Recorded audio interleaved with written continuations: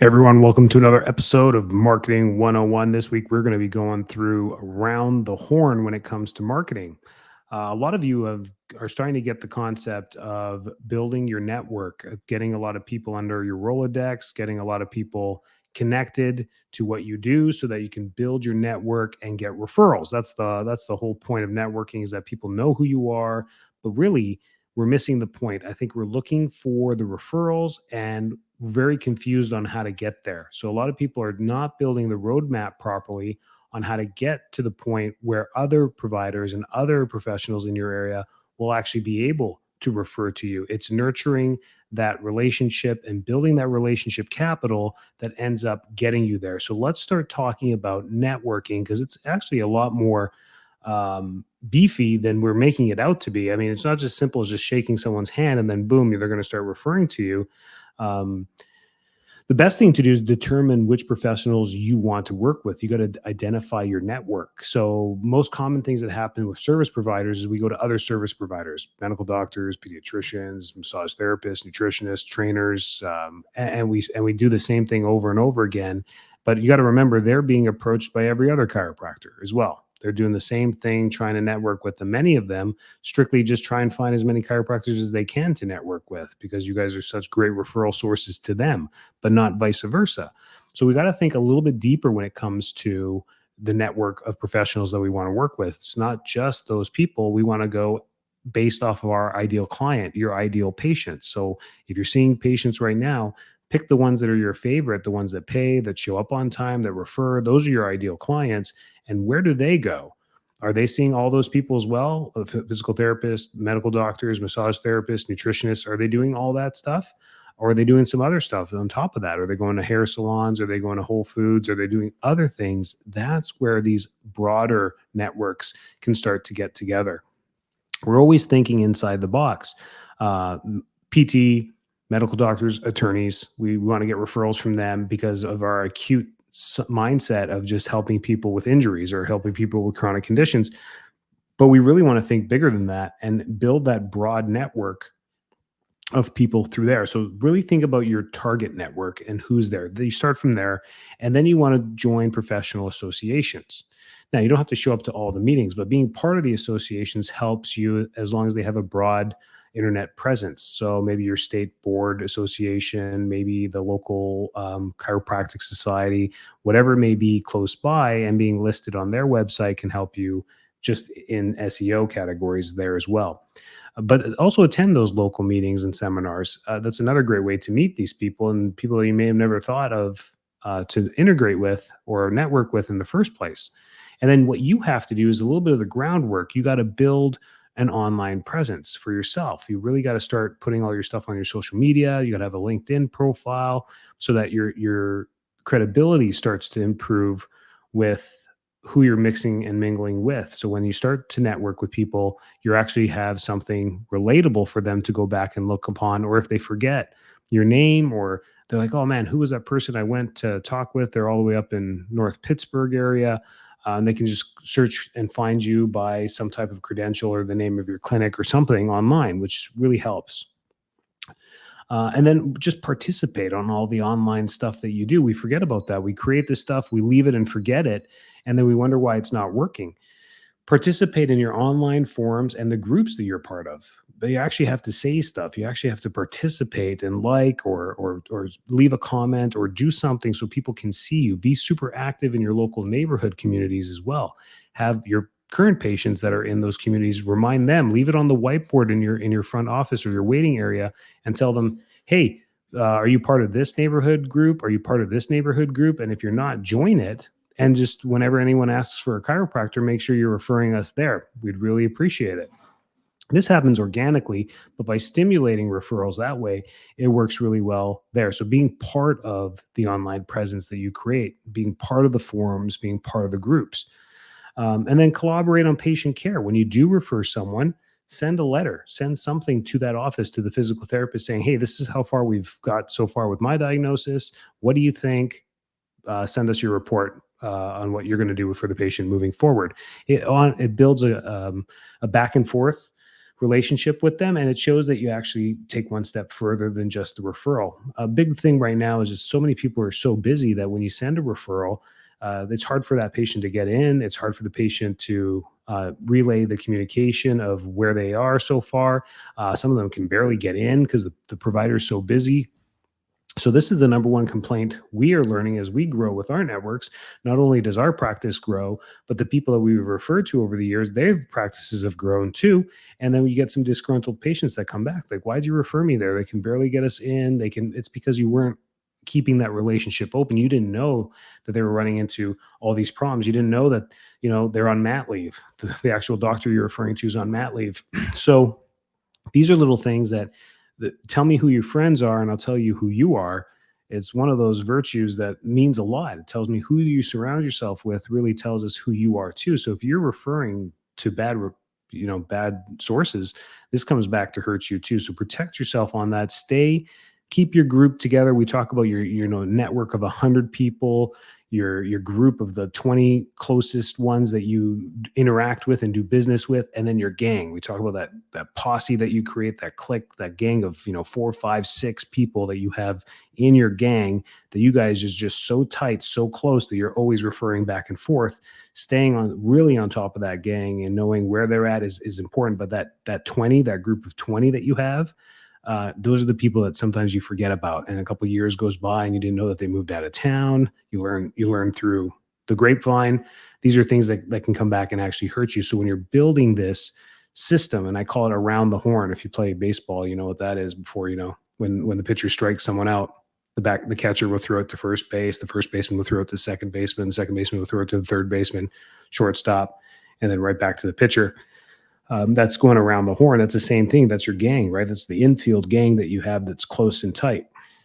Um, Collaborate with patient care, provide educational workshops, and invite your gang of 5, your group of 20 to those. So when you're doing your workshops, it's not just for potential new clients. Bring those people there too. They love to hear this stuff because then they know more about what you do. Saves you, 10 other lunches that you have to sit down, or coffee dates where you have to sit down with 10 other people for one-on-one. That could be, an hour and a half of your time times 10. You invite them all to your workshops, those interesting things that you do for your ideal clients in your niche. And now they get to understand a deeper level, and it separates you from the other chiropractors that they may know as well. That's pretty cool too. Provide educational workshops, offer lunch and learn sessions for them. That's like one-on-ones. That's always nice to do. And volunteer and participate in community events, because your network will be there as well. So these are all little things that you can do slowly that consume a little bit of your time, but pay dividends in the long run, the more intricate you are in your community. I've learned a lot through mortgage brokers, especially mortgage brokers that own their firms or maybe are high up in the firm. They're usually smaller offices. They got like 5 brokers in there. They're doing their thing. But they're highly involved in the community. And I wonder, how they get to do the volume that they do. And it's because they're always intricately involved in their community doing things. So that's pretty amazing there. Follow up, make sure you follow up, once you do something, create a system to follow up with all these networking events that you do, and then be patient and persistent. This is great in the personal injury realm, where you want to meet attorneys or get your foot into these law firms. It's not always the first coffee that you send there that reminds them of what you do, but it's just being persistent. Hey, did you get my email? Is the attorney available for a lunch or a coffee sometime, or even just a quick call? Oh, sorry, it took so long for us to get back to you. Yes, he'd love to do that. He's got Fridays available. Which one's good for you? And then it just opens up that dialogue there. So be persistent. Don't just think because you sent one email and there was no reply that they don't want to talk to you. I don't accept no for an answer until I get a no. You have to actually say no for me to be like, oh, okay. And then even then, it's really not a no. It's just that just means not now. And then 3 months from now, I'm reaching out to them again. Be amazed like how a year goes by and I reach out to them again. They said no. And then they're like, actually, you know what? Yeah. And then you realize their business kind of slowed down. So they kind of need to get back into networking, especially these days.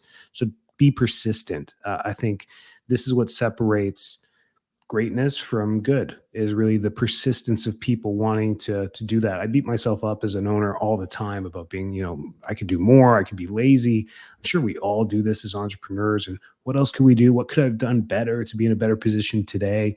And it's futile conversations that I have with myself, but really the thing that others admire me about that I learned from, my wife talking to other people, and she's like, these people that you've been working with the last 5 years, they really admire your work ethic. You're super persistent. You always come back. They forget to reach out to you, but then at some point you're coming back to them and they feel bad because 3 times you've asked them to do this or twice you dropped off coffee. And then it's not that they feel owed or indebted to you, but now they're like, man, he's serious about his business. How can I help? People do want to help you. You just got to be persistent. And then be a valuable resource. I think that's another thing that I don't give myself credit for. I am a resource. I at least try and link other people up. So maybe it's not a referral for my practice, but I'd be like, hey, have you talked to this, doula? She's absolutely fantastic. You guys would do great. And then you hook, 2 other professionals up and they end up doing great things and working together and doing workshops together. I've seen it multiple times. It's absolutely fantastic. Be a resource as well. So that was a lot jam packed all in there, but it's not as simple as just going to a BNI where, every Thursday morning, identify your target network, join local professional associations, attend those meetings and seminars, build an online presence, and then participate in that online presence. Collaborate on patient care with the network that you're building, provide educational workshops, and then start to do the coffee things and the lunch meetings and volunteer and participate in community events. But build personal relationships with everyone that you get to meet, follow up with them, and be persistent. That is really the top 10 things that you can do to start building that circle, that round and round we go with everything that we do as far as trying to build referrals in our office. So I've been getting this a lot. People are getting the concept. They're like, okay, I'm building my network, right? I'm like, how are you doing that? I'm writing names on a piece of paper.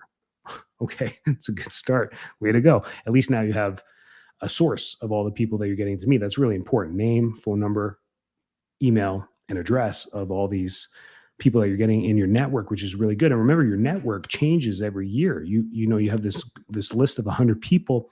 You may scratch people off the list and add new people to it, especially in your top 20. Your top 20 may change. You may have somebody that was, on the 40 on the list that all of a sudden started to refer to you. You guys started to do things together. You catch each other in the community more, and you bump them up to number 10 from number 40, and then number 20 is out, is out of your top 20.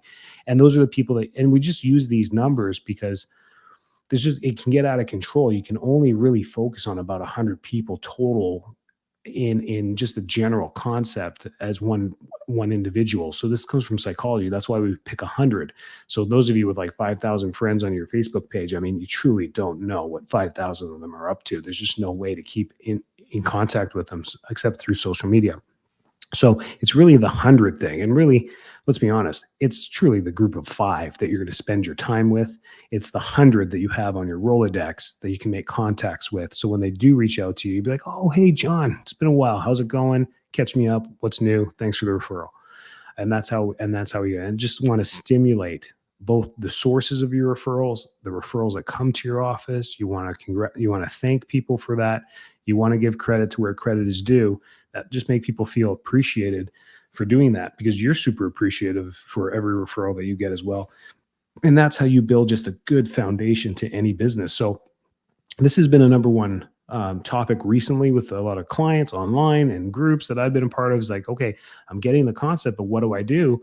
Well, there's a little bit of groundwork that comes with this, and you can get parts of your team involved in this too. You can have somebody who just, goes out and does the coffee drop-offs to the midwives, to the doulas, to the attorneys, you can do this stuff. I'm not a big fan of sending staff out onto the road, just liability reasons for car accidents and yada, yada, yada. But it is a thing you can do. And there's people who do it. I mean, you can have a marketing director that does that. And it's part of their job. They drive and they have car insurance and you'll be okay. But that's just one thing that crosses my mind. I'd hate for like a CA to go out there and then get into a fender bender or something like that. That would ruin their day and their week. So those are my concerns when it comes to that. But you can definitely work ways around that and have a dedicated marketing person who does it for you. and have cool swag, have cool printouts and stuff that you can leave that are useful for the different places that you go. So hopefully this was useful for you. Keep doing what you're doing, keep going with success. And when you have questions, we're here for you. Reach out at any time. Make sure you like, subscribe, share this with others so we can grow this group and get more and more people involved and get it more robust so we get better answers to bigger questions. Have a great week. Stay well.